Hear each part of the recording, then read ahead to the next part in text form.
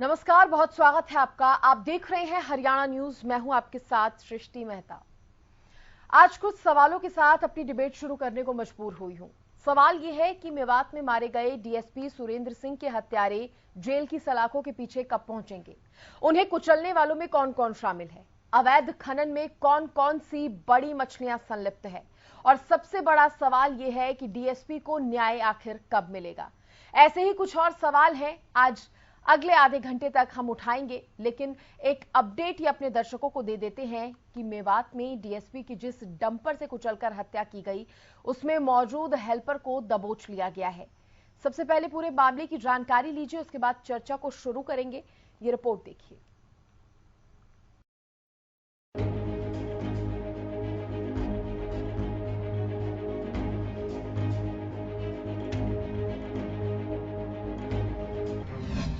DSP Surendra Singh को कब मिलेगा न्याय?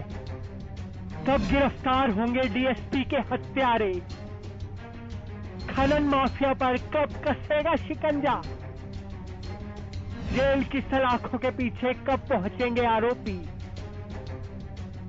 क्या माफिया को नहीं पुलिस का खौफ?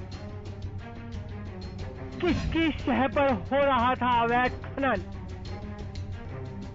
डीएसपी का असली हत्यारा कौन? ऑन ड्यूटी पुलिस के डीएसपी को कोई खनन माफिया डंपर से कुचलकर मार डाले तो सवाल उठना लाजमी है। नुह के मेवात में डीएसपी सुरेंद्र सिंह की हत्या को 24 घंटे से ज्यादा का वक्त हो गया है, लेकिन अब भी पुलिस उनके गुनहगारों को सलाखों के पीछे नहीं पहुंचा पाई। यही वजह है कि विपक्षी पार्टियां इसको लेकर सरकार को घेर रही हैं कि बिना किसी के संरक्षण के इस तरह की घटना नहीं हो सकती।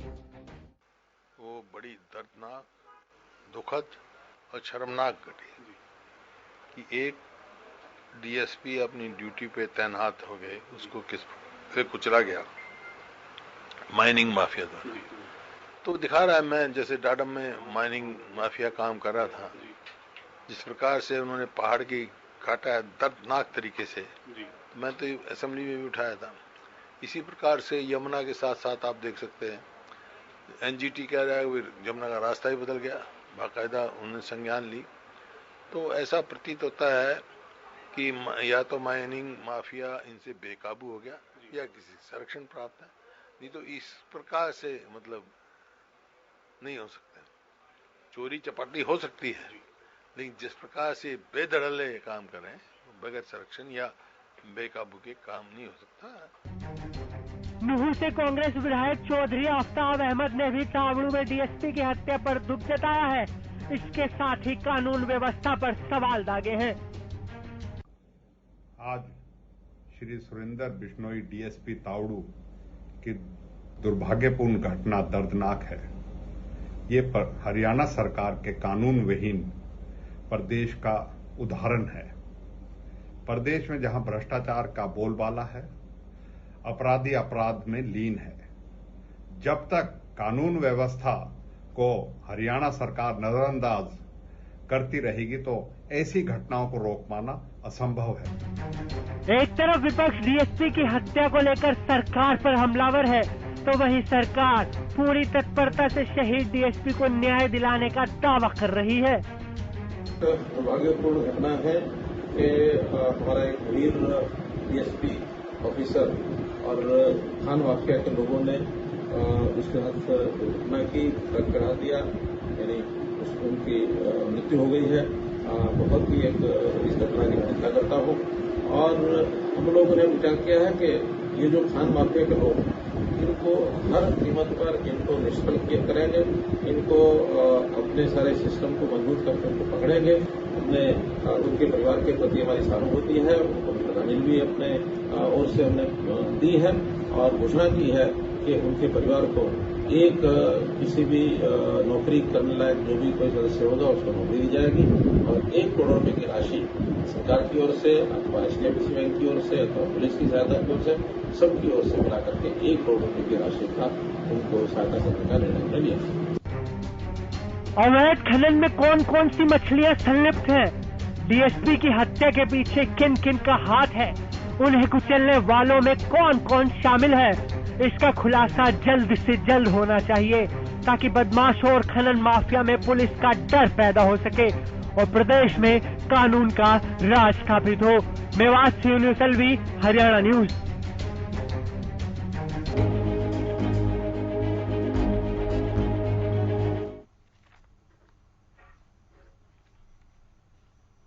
तो चर्चा की शुरुआत करेंगे, लेकिन उससे पहले एक बड़ी खबर का रुख करेंगे। सीधे आपको बता दें, बड़ी खबर सामने आ रही है मेवात से, जहां पर पुलिस ताबड़तोड़ छापेमारी कर रही है। इस वक्त की बड़ी खबर आपको बता रही है, डीएसपी मामले में पुलिस की छापेमारी जारी है। आरोपियों की धरपकड़ के लिए भारी पुलिस बल भी तैनात किया गया है। इलाके में सर्चिंग ऑपरेशन किया जा रहा है। दूसरे जिलों की पुलिस टीमों को भी इसके लिए अलर्ट कर दिया गया है। डीएसपी की हत्या का यह मामला, जिसमें पुलिस की छापेमारी जारी है। आरोपियों की धरपकड़ के लिए भारी पुलिस बल तैनात किया गया है और इलाके में संदिग्धों से भी पूछताछ की जा रही है। खुद मुख्यमंत्री ने इस मामले को संज्ञान में लिया है और उसके बाद से ही पुलिस टीम ने जो सर्चिंग अभियान है वो और तेज कर दिया है।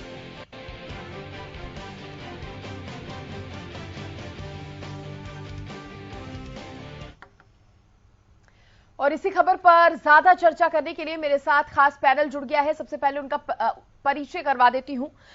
मेरे साथ महाराज सिंह, पूर्व पुलिस अधिकारी, जुड़े हैं। मेरे साथ प्रोफेसर विदु रावल हैं, ये प्रवक्ता हैं बीजेपी के। मेरे साथ वेद प्रकाश विद्रोही जी जुड़ गए हैं, ये कांग्रेस के प्रवक्ता हैं। आप तीनों मेहमानों का बहुत बहुत स्वागत है। साथ ही मेरे साथ मेरे सहयोगी यूनुस अलवी जुड़ गए हैं मेवात से। सबसे पहले यूनुस, आपसे मैं अपडेट लेना चाहूंगी इस पूरे मामले पर।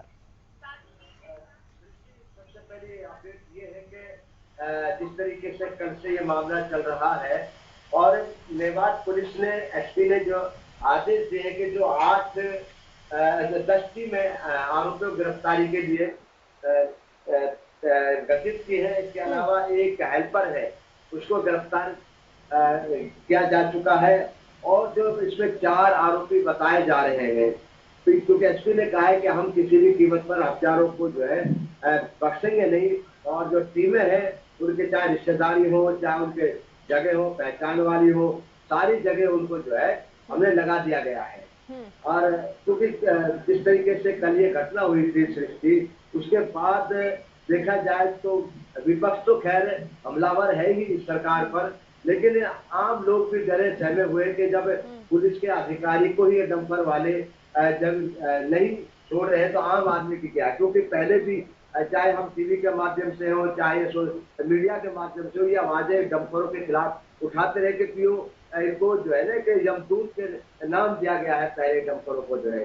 हाँ। तो ये यमदूत है, तो इनके लिए यमदूत की वजह से जो है इनके पहले ही बदनाम है।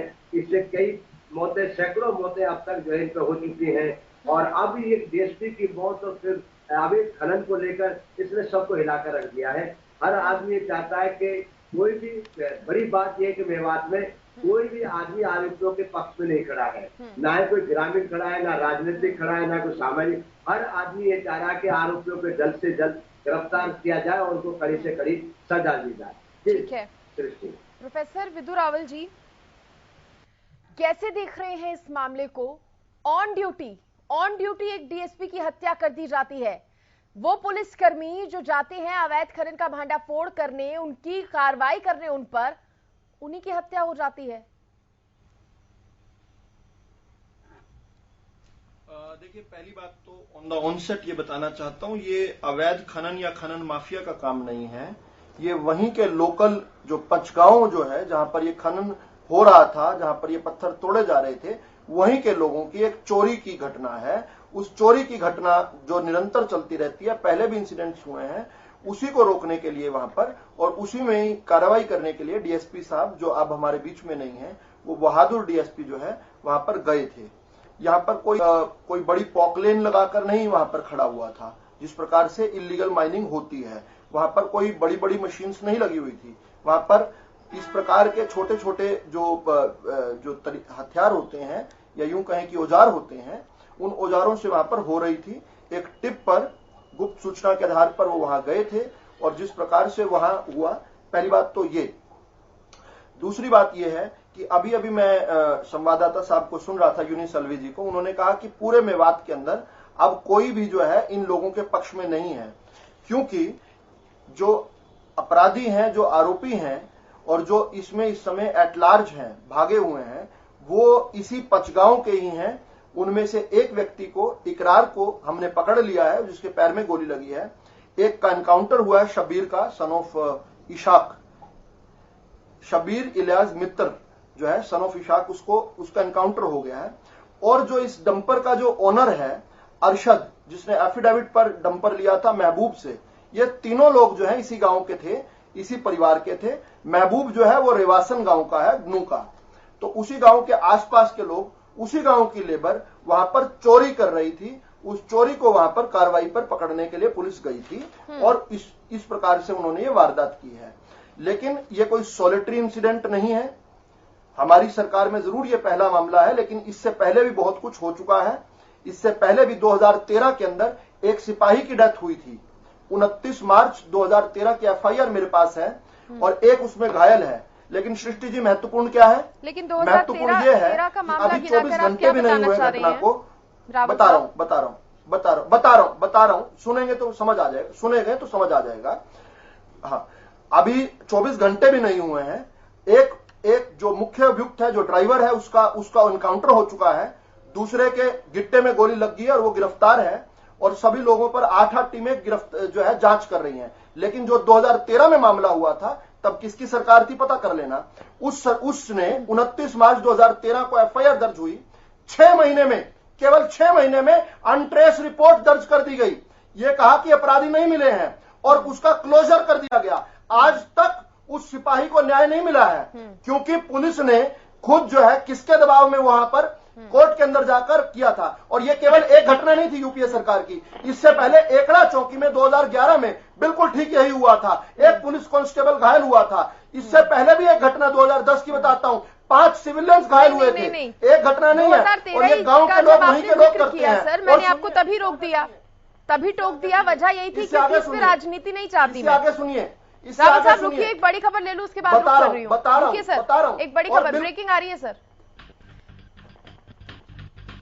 डीएसपी के हत्यारों की गिरफ्तारी के लिए 10 टीमें गठित की गई हैं। डीएसपी के हत्यारों की गिरफ्तारी के लिए 10 टीमें गठित कर दी गई हैं। गिरफ्तार हेल्पर को भी रिमांड पर लिया गया है।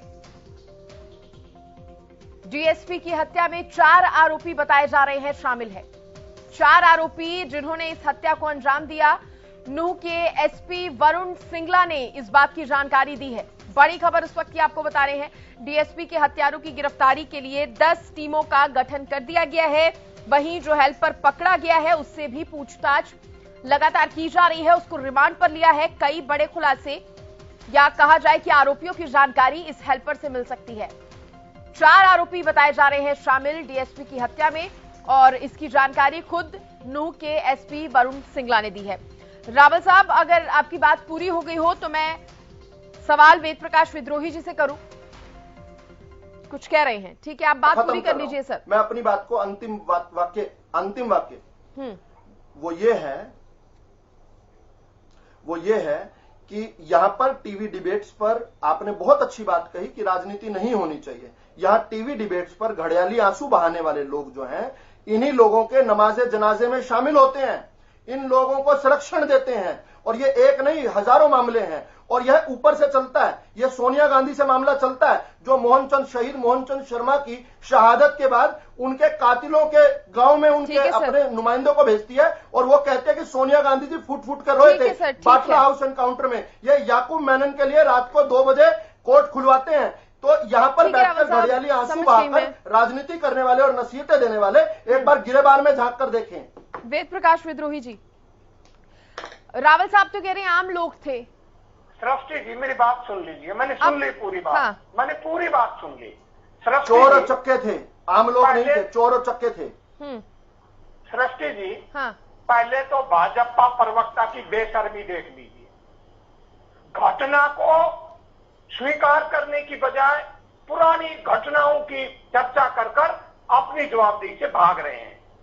इसी से पता चलता है ये कितने बेशर्म घटना पर कार्रवाई भी कर रहे हैं, घटना पर कार्रवाई कर रहे हैं। आपने नहीं की थी, हम कर रहे हैं।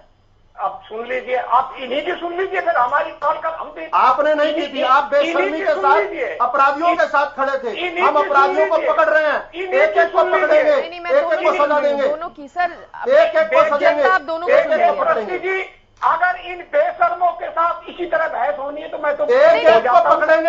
आपके वहां के विधायक कितने वहां पे दाव कर लेंगे, कितना सिलेक्शन करने छोड़ेंगे नहीं। हमारे पास पहले ही आप विधायक रावल साहब, समय हमारे पास पहले ही बहुत कम है, चर्चा continue sir, please sir, Rawal साहब प्लीज। इन असत्यवादी फासिस्ट ठीक है विद्रोही जी, मामले पर बात कीजिए आप। कांग्रेस के विधायक उनका संरक्षण करने की कोशिश करेंगे तो भी बचेंगे नहीं वो लोग। अब बता रहा हूँ, इनकी बेशर्मी देखिए, कितने बेशरम है यहाँ पर बैठकर आप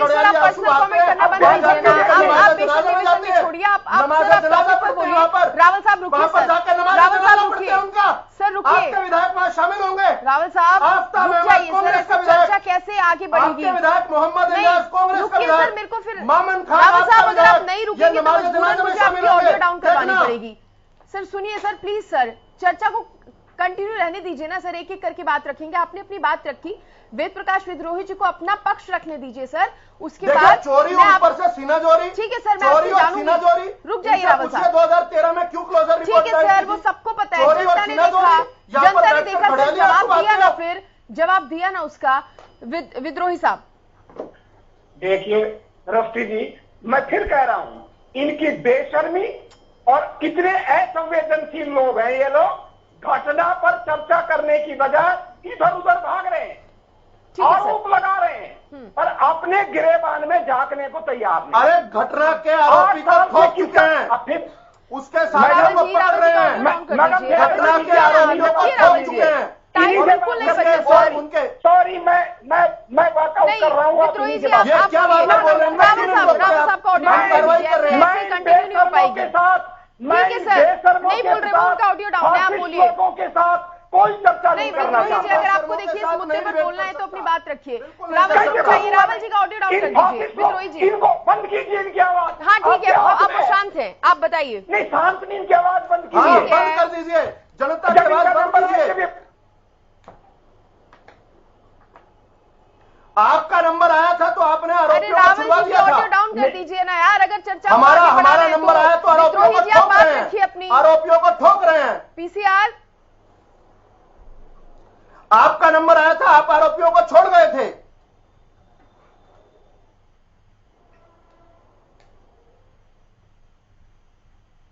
विद्रोही जी इनकी आवाज बंद कर रही है तो बात करूंगा, वरना मैं नहीं करूंगा सर। मुद्दे पर इनकी आवाज हो गई सर, हो गई वो। हाँ ठीक है सर, अब आपको आवाज नहीं आएगी, आप बात रखिए।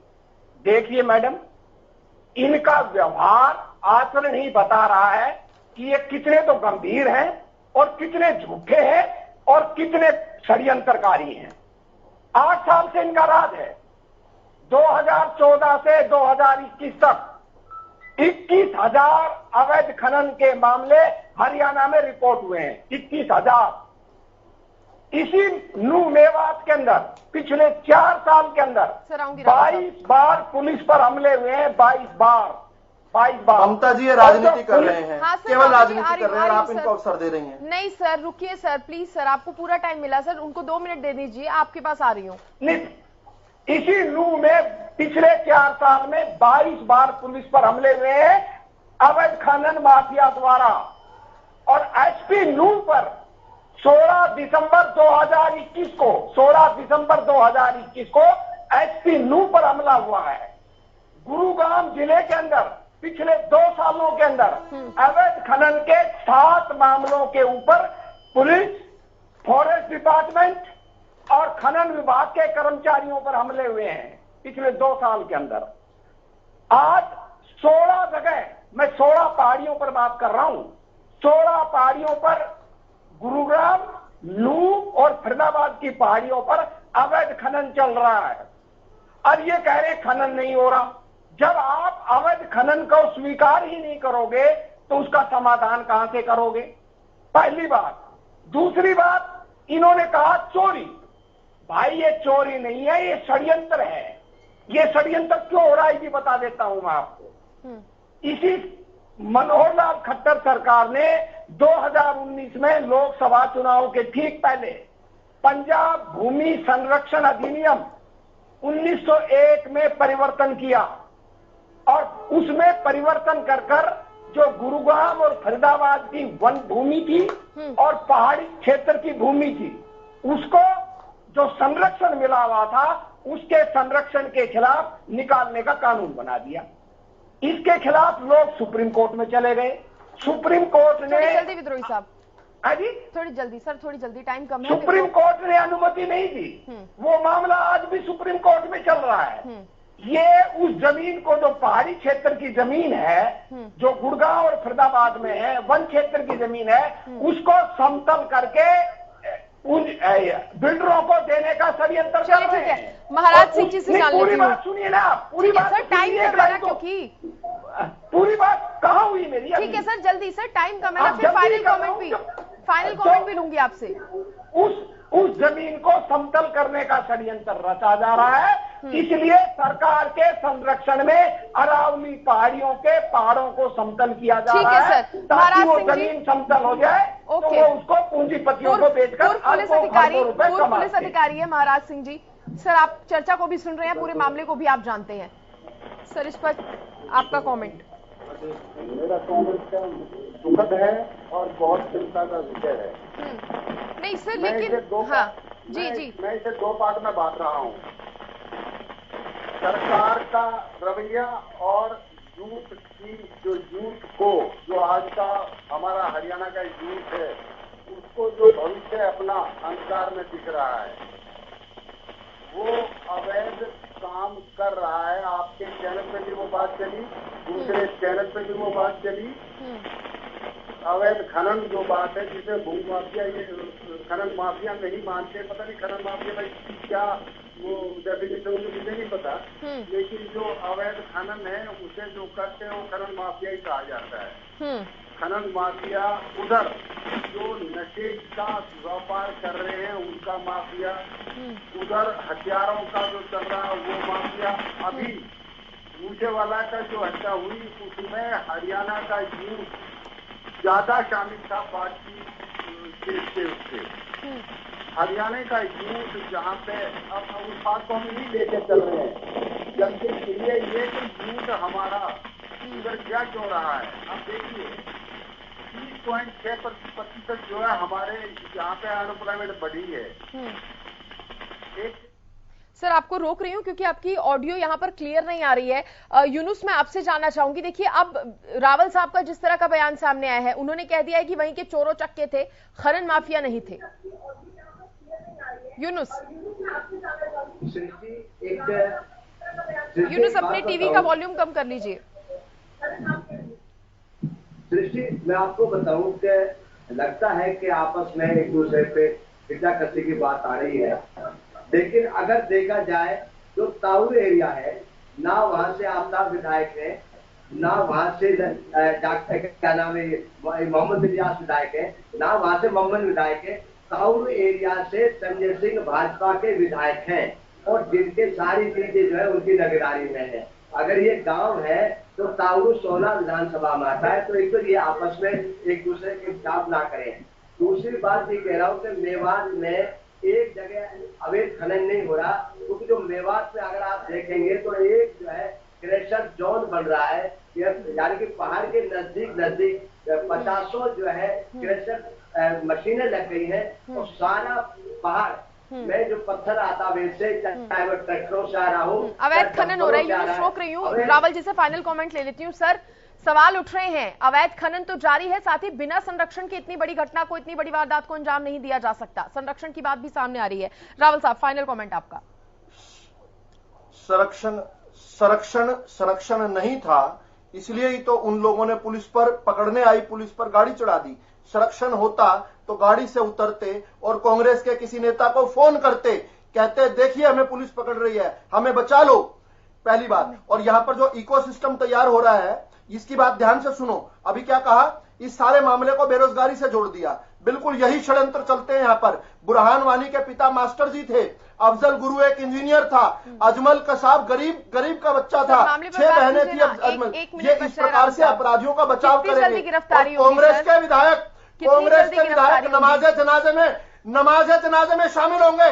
रावल साहब, जनता मार चुके जनता हैं जानना चाह रही है, जनता पूछ रही है कितनी जल्दी गिरफ्तारियां होंगी। 10 टीमें, जनता को बता रहा हूं 24 घंटे नहीं हुए, मुख्य अभियुक्त को मार चुके हैं और उसके अलावा उसके क्लीनर को गिट्टे में गोली मार चुके हैं, उसको गिरफ्तार किया हुआ है। उसके साथ जो 5 से 7 लेबरर्स थे उनको पकड़ रहे हैं। 10 टीमें गठित हैं, लेकिन इनके नमाजे जनाजा में कांग्रेस के लोग शामिल नहीं होंगे क्या? ये सवाल है मेरा। चलिए ठीक है, बहुत शुक्रिया, समय की कमी है।